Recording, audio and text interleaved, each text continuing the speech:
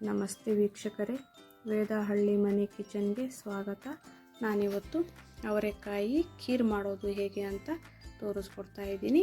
ಈ ಖೀರು ತುಂಬ ಚೆನ್ನಾಗಿರುತ್ತೆ, ನೀವು ಸಹ ಮನೆಯಲ್ಲಿ ಟ್ರೈ ಮಾಡಿ. ನಾನು ಒಂದು ಅರ್ಧ ಹೋಳು ಕಾಯಿ ತಗೊಂಡು ತುರ್ಕೊಂಡಿದ್ದೀನಿ. ಹಾಗೆ ಒಂದೆರಡು ಅಚ್ಚು ಬೆಲ್ಲ ತೊಗೊಂಡಿದ್ದೀನಿ, ಒಂದು 4 ಗೋಡಂಬಿ, ಒಂದು 6 ಬಾದಾಮಿ ತೊಗೊಂಡಿದ್ದೀನಿ. ಅದನ್ನು ನೆನೆಸಿ ತೊಗೊಂಡಿದ್ದೀನಿ ಎರಡೂ. ಹಾಗೆ ಒಂದು ಸ್ಪೂನು ಗಸಗಸೆನೂ ಸಹ ತೊಗೊಂಡಿದ್ದೀನಿ. ಇವಾಗ ಬೆಲ್ಲ ಪಾಕಕ್ಕಿಟ್ಟಿದ್ದೀನಿ. ಇವಾಗ ಇದೆಲ್ಲ ಒಂದೇ ಸಲ ಮಿಕ್ಸಿಯಲ್ಲಿ ಹಾಕಿ ರುಬ್ಕೋಬೇಕಾಗುತ್ತೆ ನುಣ್ಣಗೆ. ನೋಡಿ, ಇವಾಗ ನಾನು ನುಣ್ಣಗೆ ರುಬ್ಕೊಂಡಿದ್ದೀನಿ. ಇದಕ್ಕೆ ಅವರೆಕಾಯಿ ಬೀಜನ ಹಾಕ್ಕೋಬೇಕಾಗುತ್ತೆ. ನಾನು ಎಳೆವು ಮಾತ್ರ ತೊಗೊಂಡಿರೋದು, ಬೇಯಿಸ್ಕೊಂಡಿಲ್ಲ. ನೀವು ಬಲ್ತಿರೋ ಬೀಜದಿಂದ ಮಾಡಬೇಕಾಗುತ್ತೆ ಅಂದರೆ ನೀವು ಅದನ್ನು ಬೇಯಿಸ್ಕೋಬೇಕಾಗುತ್ತೆ. ನಾನು ಬೇಯಿಸ್ಕೊಂಡಿಲ್ಲ, ನನಗೆ ಎಳೆವೇ ಸಿಕ್ಕಿರೋದು ಸ್ವಲ್ಪ. ನೀವು ಜಾಸ್ತಿ ಪ್ರಮಾಣದಲ್ಲಾದರೂ ಹಾಕ್ಕೋಬೋದು. ನಾನು ಸಿಗಲಿಲ್ಲ ನನಗೆ, ಅದಕ್ಕೆ ಕಡಿಮೆನೇ ಹಾಕ್ಕೊಂಡಿದ್ದೀನಿ. ನೋಡಿ, ಇವಾಗ ನುಣ್ಣಗೆ ರುಬ್ಕೊಂಡ್ಬಂದಿದ್ದೀನಿ. ಇವಾಗ ಪಾಕನೂ ರೆಡಿಯಾಗಿದೆ. ಪಾಕ ಅಂದರೆ ಜಾಸ್ತಿ ಪಾಕ ಏನು ಬೇಕಾಗಿರಲ್ಲ, ಬೆಲ್ಲ ಒಂದು ಕರಗಿದ್ರೆ ಸಾಕಾಗುತ್ತೆ. ಯಾಕಂದರೆ ಕಡ್ಡಿ ಕಸ ಏನಾದರೂ ಇದ್ದರೆ ಸೋಸ್ಕೋಬೋದು ಅಂತ ಅಷ್ಟೇ. ಇವಾಗ ಪಾಕನೂ ರೆಡಿಯಾಗಿದೆ. ಈಗ ರುಬ್ಕೊಂಡಿರೋ ಮಿಶ್ರಣನ ಪಾತ್ರೆಯಲ್ಲಿ ಹಾಕ್ಕೊಂಡು ಲೋ ಫ್ಲೇಮಲ್ಲಿ ಇಟ್ಕೊಂಡಿದ್ದೀನಿ. ನೋಡಿ, ಈ ಥರ ಇರಬೇಕು. ಜಾಸ್ತಿ ತೆಳುನೂ ಇರಬಾರ್ದು, ಗಟ್ಟಿನೂ ಇರಬಾರ್ದು.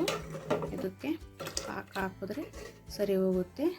ಇದು ಜಾಸ್ತಿ ಬೆಂದಷ್ಟು ಗಟ್ಟಿಯಾಗುತ್ತಿದ್ದು, ಅದಕ್ಕೆ ಇವಾಗ ಪಾಕ ಹಾಕ್ಕೊಂಡಿದ್ದೀನಲ್ವ, ಸರಿ ಹೋಗುತ್ತೆ. ಈಗ ಪಾಕನ ಸೋಸ್ಕೊತಾ ಇದ್ದೀನಿ.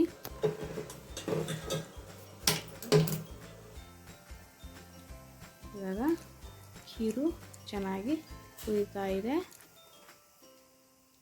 ಈ ಥರ ಕುದಿ ಬಂದರೆ ಸಾಕು, ಖೀರು ರೆಡಿಯಾಗಿರುತ್ತೆ. ಈ ಖೀರು ನೀವು ಮನೆಯಲ್ಲಿ ಟ್ರೈ ಮಾಡಿ. ಇಷ್ಟ ಆದರೆ ನನ್ನ ವಿಡಿಯೋನ ಸಬ್ಸ್ಕ್ರೈಬ್ ಮಾಡಿ, ಹಾಗೆ ಲೈಕ್ ಮಾಡಿ, ಕಮೆಂಟ್ ಮಾಡಿ ಫ್ರೆಂಡ್ಸ್. ನೋಡಿ, ಈ ಥರ ಇದ್ದರೆ ಸಾಕು. ಖೀರು ತುಂಬ ಚೆನ್ನಾಗಿರುತ್ತೆ. ಇದು ನನ್ನ ದೇಹಕ್ಕೂ ತಂಪು ಕೊಡುತ್ತೆ.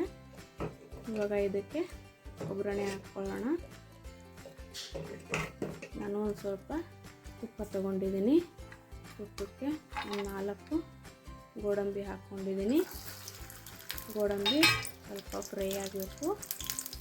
ಇವಾಗ ಒಂದು 4ರಿಂದ 6 ದ್ರಾಕ್ಷಿ ಹಾಕ್ಕೊಂಡಿದ್ದೀನಿ. ಅದು ಸಹ ಚೆನ್ನಾಗಿ ಫ್ರೈ ಆಗಬೇಕು. ಇವಾಗ ಫ್ರೈ ಆಗಿದೆ. ಈಗ ಖೀರಿಗೆ ಹಾಕ್ಕೊತಾ ಇದ್ದೀನಿ. ಹಾಕ್ಕೊಂಡು ಮಿಕ್ಸ್ ಮಾಡ್ಕೊತೀನಿ. ಈಗ ಖೀರು ರೆಡಿಯಾಗಿದೆ. ಸ್ಟವ್ ಸಹ ಆಫ್ ಮಾಡಿದ್ದೀನಿ. ನೋಡಿ, ಖೀರು ಕುಡಿಯೋಕ್ಕೆ ತುಂಬ ಚೆನ್ನಾಗಿದೆ ಫ್ರೆಂಡ್ಸ್. ನೀವು ಸಹ ಮನೆಯಲ್ಲಿ ಟ್ರೈ ಮಾಡಿ, ಹೇಗಿದೆ ಅಂತ ಕಮೆಂಟ್ ಮಾಡಿ. Thank you.